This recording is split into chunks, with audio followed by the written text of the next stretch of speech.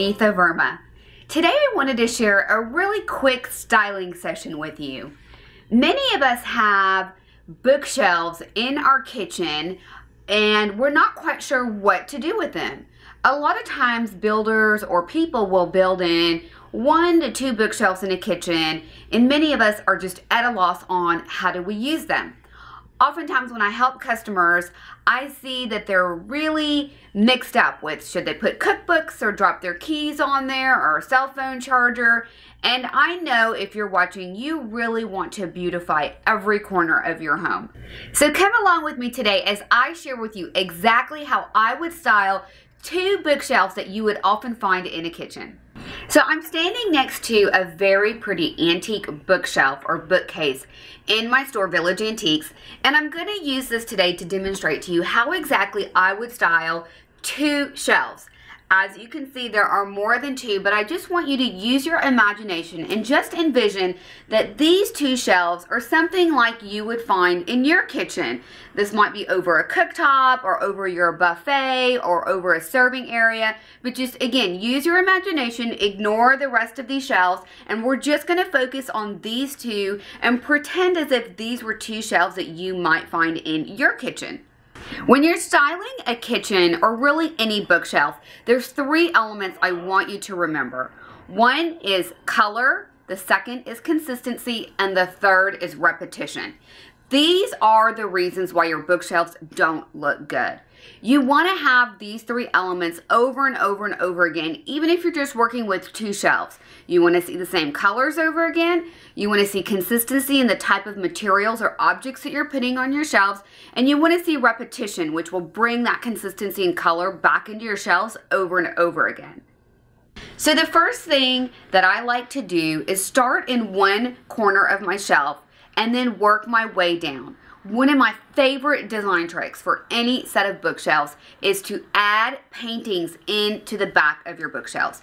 They create such beautiful depth and dimension and really bring that color into your project. So whenever I'm looking for paintings, if I'm working on a bookshelf project, let's say I'm working on 2 shelves, I want to look for anywhere from 2 to 3 paintings. I know that may sound like a lot, but again, we want to have that consistency and repetition. So the first thing I'm going to grab is a beautiful painting. Like I said, I love using paintings in bookshelves. There's really nothing like using a painting. And I'm going to start in one corner and sort of offset it. So it's not going to be to the center, it's not going to be to the left or all the way to the right. It could be all the way to the right, but I'm going to select a corner and start here. And we're going to start staggering our objects in a sort of zigzag pattern. So as you can see, this one's a little bit too low to rest against the back. So I'm going to use this art easel actually to prop my painting up so it'll stand up kind of free floating into my bookshelves. And there you go. You can see how beautiful that looks right in the bookshelves. And this is my first layer. Now I'm going to move on to really filling in this bookshelf so you can see how this zigzag pattern I'm referring to is going to come to play. Now, when you're looking for objects to add into your kitchen, really just think about the things that you love. And if you don't know what you love, think about the things that you don't love and then use the process of elimination to get rid of the options that may not work for your home. I love to use objects such as creamware, pewter, crystal, transferware, and once I decide which one of those I want, I like to use that key element I told you, repetition, and look for those items to repeat on this shelf and then again on the next shelf. The first thing I like to do is to look for something kind of in a taller height range. I'm going to use this really pretty picture to start my collection. And then I like to look for something a little bit lower to contrast a little bit. And as I'm moving down, I want to create some movement with my pieces. So the movement is sort of tall, small, and then medium. So I have a very beautiful rhythm and movement going on in my piece. There's another very beautiful piece of creamware with all these cherubs and this outdoor scene. It's very, very beautiful. I'm going to add this to this end, and I can arrange my painting a little bit.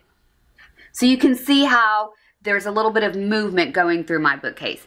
If you want to opt for something a little bit higher, or maybe put a vase right here and a picture right here, you absolutely can do that.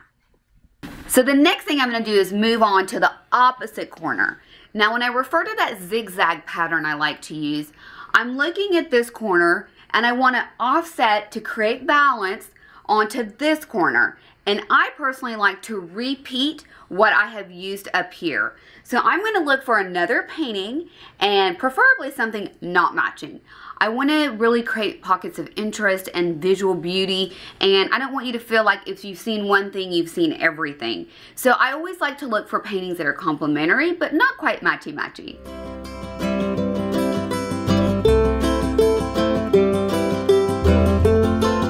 So I've got another very beautiful vintage or antique painting that has this really beautiful kind of country life scene in front of a cathedral, and the subject matter, the colors, the sort of pastoral scenery imagery looks great with this other painting. So I'm going to use this. It's a little bit smaller. I like to use a larger one on my top bookshelf and then move down in scale to something a little bit smaller. There's no real mathematical formula. I just tell you, eyeball it, go for large to medium or medium to small. That's the official designer terminology. I've got one more easel, and I'm going to place this painting right on top of my easel, and I'm going to contrast exactly the opposite corner of where the other painting was. Now on this corner, what I like to use if I'm working on a kitchen project are really my cookbooks.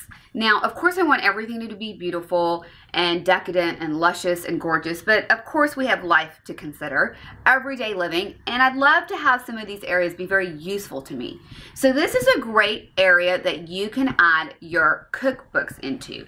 So I'm going to demonstrate with a couple of hardcover books how that would work. I really like to stack my books sideways. You can stack them either way. And you can see how it sort of starts to fill in together. Now these book jackets happen to be beautiful, and they really tie back in to the colors that are in my painting and my creamware. If you've got cookbooks that are very bright and colorful, as cookbooks usually are because they want the food to be tempting and inviting, a good design tip I can suggest to you is just to remove the dust jackets. If you remove the dust jackets, usually the original binding of the book will have these very beautiful, rich colors that will blend beautifully into your bookcase design. And if you just really want it to be gorgeous, you're not really interested in adding cookbooks, you can put together your favorite assortment of design books, or you can just go to a shop like Village Antiques and look for beautiful antique ledger books or leather-bound books, and look for the colors that go with your interiors. I know oftentimes you're very overwhelmed and you don't know how to select from all the gorgeous, gorgeous inventory available to you. But honestly, if you really look around your house, there's probably only one or two options that could possibly work for your home. And the best way to figure that out is to take cues from your home and select the hues from those cues. So as you've seen on this bookshelf, we've used a lot of creamware. Again, going back to repetition and consistency, I want to repeat that element on this bookshelf. Now I'm going to show you one of two ways that you could arrange it, and the option's really up to you. But we want to look at sort of what we've done on this top shelf and see how we could contrast that on this bottom shelf. If you're not going to be accessing your books very often, a really pretty trick tip that you could do is to take your next piece of creamware and arrange it right here on top of your books. So there you can see visually it sort of fills in this creamware design, but it's not repeating what you've already seen above. Now the reason why I selected this tureen is because I want to have variety in the dimensions of the pieces that I'm putting in my bookshelves. So we already have this rhythm going on of tall, small, medium. So I don't really want to repeat that with another set of pictures or vases because we've already seen that. So when I'm looking for pieces to buy, I love to look for tureens, oval platters, round bowls, something a little bit lower that can complete my next shelf. And for my finishing touches, I love to include small containers where I can just pop in a few quick fresh flowers. Now this is nothing fancy. This is not something you need to take to your florist and get a big arrangement made. These are just for flowers maybe right out of your garden or on your way home from work. Something just really simple to add a little bit of freshness into your everyday living. So I have these really beautiful creamware bottles or containers that I use all the time for a very quick arrangement of flowers. I've had these for years and years and years. I almost want to say over a decade. And keep your eye out for these sorts of things, especially if you can find them in twos or multiples, because you can use them in bookshelves, on tablescapes, for parties. They are perfect and they really help you create a very beautiful arrangement because the opening is not very large, so you really can't mess it up.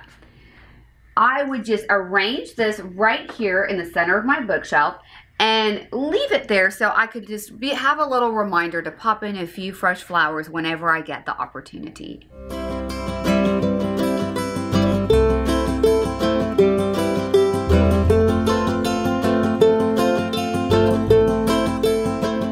So I know you're thinking, Amitha, you told me you love to use transferware and pewter, and how and where can I put those things? So basically, this arrangement is sort of my template. And if you look at the sketch that I've made, you can see this is the template that I use on all of my bookshelf projects whenever I'm working in a kitchen. And the way you can interchange the things that you like are by interchanging certain aspects of this pattern.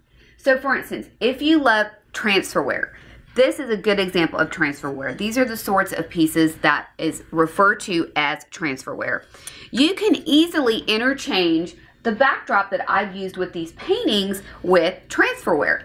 So I would just remove this painting and put this piece of transfer right here. This is my smaller piece. And then use a larger platter such as this one right here. So you can see how easily I can change this bookshelf design just by interchanging a couple of the elements in my template, so to speak. What if you love pewter? Well, you could look for gorgeous pewter chargers and put those back there. Or how about hand-painted terracotta? I know many of us love pottery, hand-painted terracotta, especially some of the really beautiful pieces that come in from France. I love them. I treasure them. I buy them like crazy, and these are the sorts of places where I put them.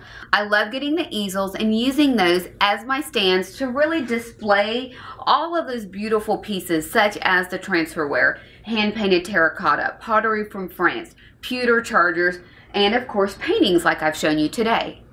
So there you can see how quickly I was able to style these two shelves as if they were in a kitchen.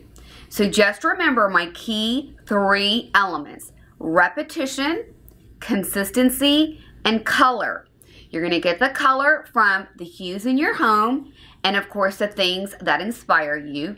And once you determine what are the colors that work for you, remember repetition. So if you get transferware, you want to show it twice. If you get paintings, you want to repeat the colors in the paintings. If you go with creamware, you want to see it on both shelves. And then, of course, consistency. The consistency comes from the repetition, and as you can see, these 3 elements work together very beautifully together. So, keep your shopping list handy. Remember I showed you how you want to have a variety in your heights and your dimension so you can tell a very beautiful story and have gorgeous movement all throughout your bookshelves. I hope you've enjoyed today's styling session guide. This is one of my favorite projects to do, and now that you have the know-how and the knowledge on how to do it for yourself, get started on your project. Pick a date, decide when you're going to go on the hunt for these sorts of items, and start getting the things that you need to finish your project. One of the biggest hurdles that we all face is committing the time to finishing our projects. If you've enjoyed this video, please leave a comment and definitely share with a friend. Thank you so much, and I look forward to seeing you around the shop soon.